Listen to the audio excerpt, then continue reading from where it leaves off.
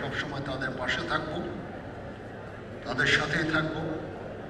তাদের এখানে অনেকে খুব আহত, অনেকে চলাফেরা করতে পারেন না, দেখতে পারেন না। আমি আপনাদেরকে অ্যাসুরেন্স দিচ্ছি যে আমরা সবসময় আপনাদের পাশে থাকব।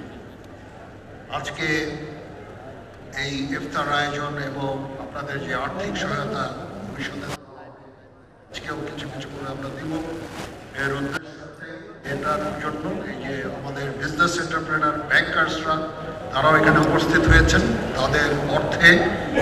তাদের আর্থিক সাহায্যে আমরা এটা করছি।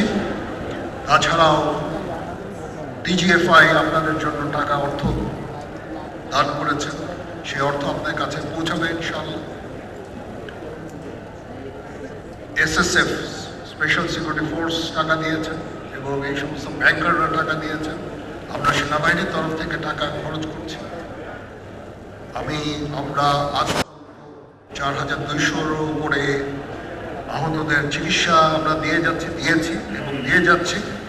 আমাদের এই সাহায্য সহযোগিতা সবসময় জারি থাকবে ইনশাআল্লাহ। আমরা চেষ্টা করব আপনাদের একটা রিহ্যাবিলিটেশনের জন্য, সেই দিকেই করে যাব। আর্থিক সাহায্য সহযোগিতা সবসময় আপনাদের প্রতি আমাদের জারি থাকবে ইনশাআল্লাহ।